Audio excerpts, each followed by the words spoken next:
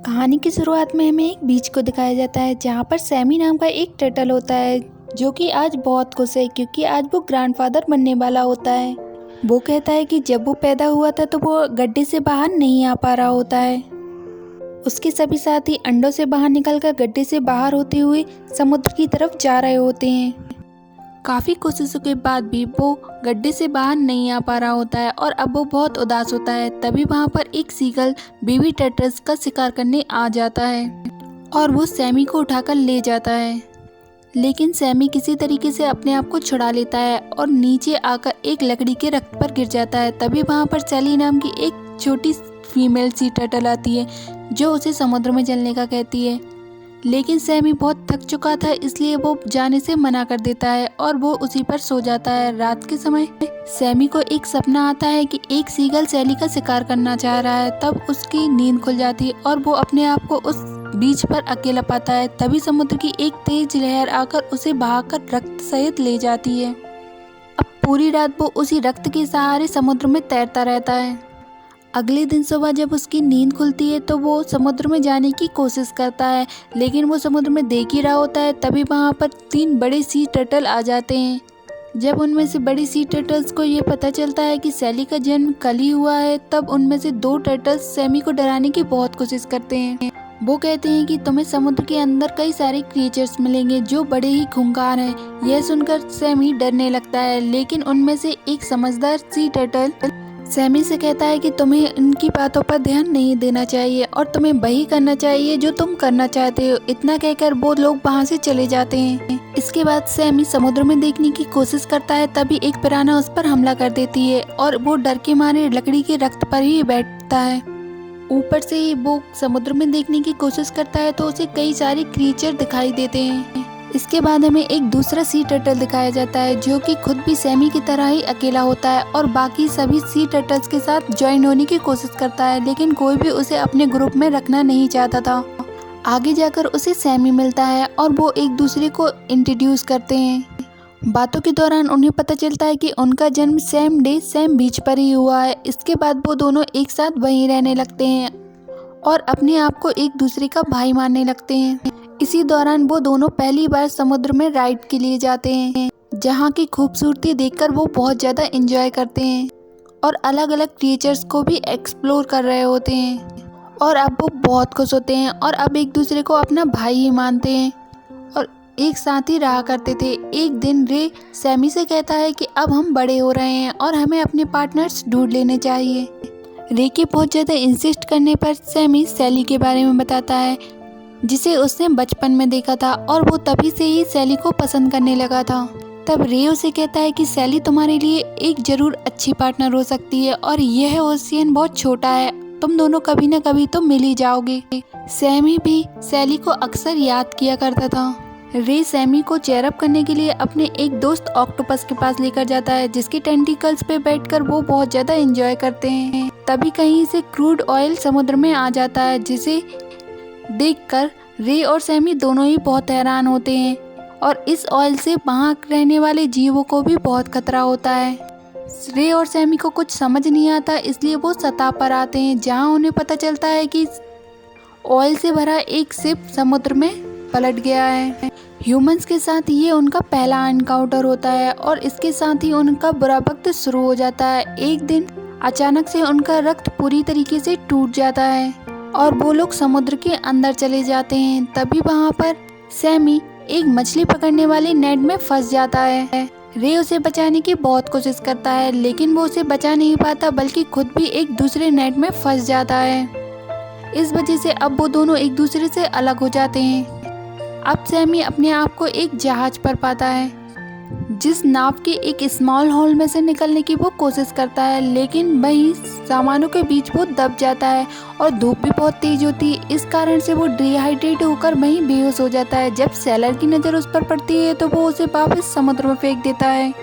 समुद्र में आने के बाद भी सैमी को होश नहीं आता। तब एक डॉल्फिन उसे जगाने में हेल्प कर देती है और वो जैसे तैसे करके समुद्र की सतह पर आ जाता है और वहीं सो जाता है। रात में एक कपल की नज़र उस पर पड़ती है और वो उसे उठाकर अपने घर ले आते हैं। जब उसकी नींद खुलती है तो वो अपने सामने एक छोटी बच्ची को पाता है उसके साथ उसकी मॉम और उनकी एक कैट भी होती है जिसका नाम फ्लफी है।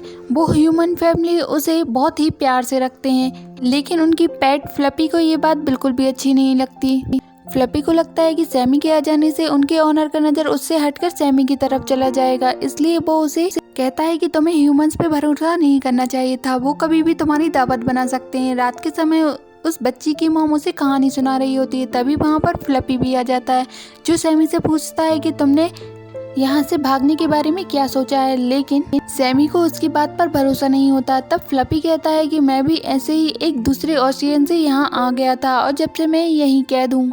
इसके बाद सैमी एक दूसरी बीरा नाम की सी टर्टल से मिलता है जो कि उसे यही बताती है कि वो भी काफ़ी अरसे से यहीं कैद है और वो चाहकर भी यहाँ से कहीं नहीं जा सकती। यह सब सुनकर सैमी को बहुत डर लगता है। अगले दिन वो ह्यूमन फैमिली बीरा को वहाँ से चले जाने देते हैं।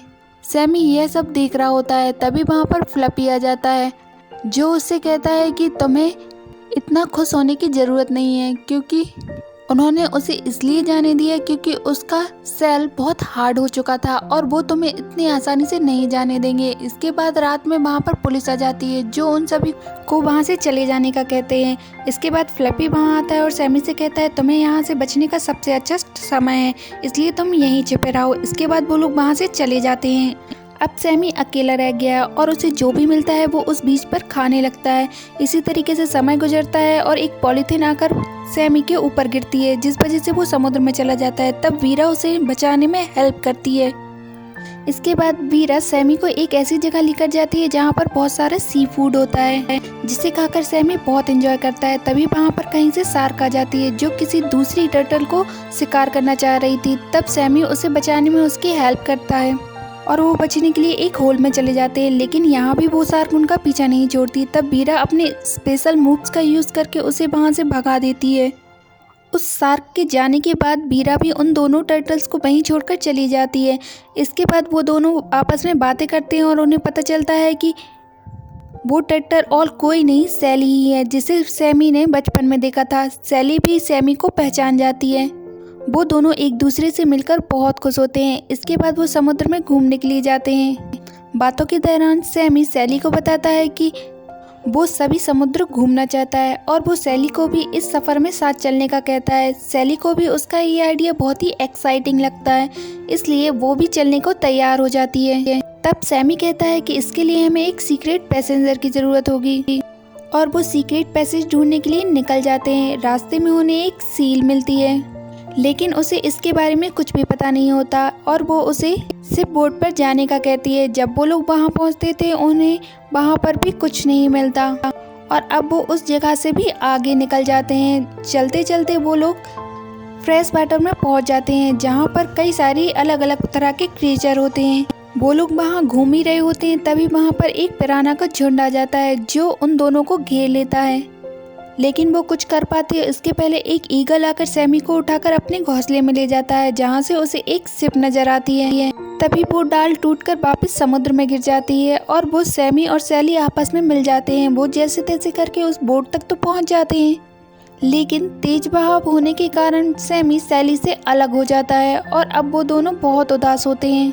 सैमी सैली को हर जगह ढूंढ रहा होता है, तभी उसे दो बड़े सी टर्टल मिलते हैं जो उन्हें बताते हैं कि उन्होंने एक शार्क बाइट वाले एक टर्टल को देखा है और सैमी उनकी बात सुन के समझ जाता है कि वो सैली ही है और अब वो सैली को ढूंढने के लिए आगे चला जाता है, लेकिन उसे सैली कहीं भी नहीं मिलती। समय बीतने के साथ सैमी अंटार्कटिक ओशियन में पहुंच जाता है जहां पर ठंड के कारण उसकी हालत बहुत ही ख़राब हो रही होती है। तभी एक शिप की नज़र उस पर पड़ती है और वो उसे अपने लैब में ले आते हैं जहां पर सैमी को सैली भी नज़र आ जाती है।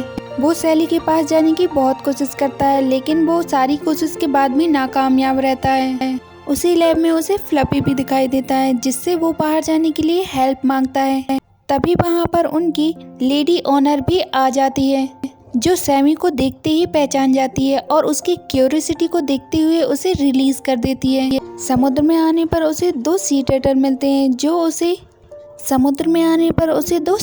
मिलते हैं जो किसी तीसरे सी टर्टल को नेट से बाहर निकालने में हेल्प मांगते हैं। जब सैमी वहां पहुंचता है तो वो रे ही होता है और वो दोनों एक दूसरे को देखकर पहचान जाते हैं और काफी कोशिश के बाद रे नेट से बाहर आ जाता है। वो दोनों एक दूसरे से मिलकर बहुत खुश होते हैं। वहाँ सैमी रे की पार्टनर रीटा से भी मिलता है। साथ ही सैमी सैली के बारे में भी रे को बताता है। तब रीटा कहती है कि उसने सैली को यहीं देखा था। यह जानकर सैमी तुरंत भागता हुआ सैली के पास पहुंचता है, लेकिन सैली किसी दूसरे टर्टल के साथ होती है और वो देखकर बहुत उदास होता है। उसे लगता है कि सैली ने अपना पार्टनर ढूंढ लिया है और वो उदास होकर वापस रे और रीटा के पास आता है।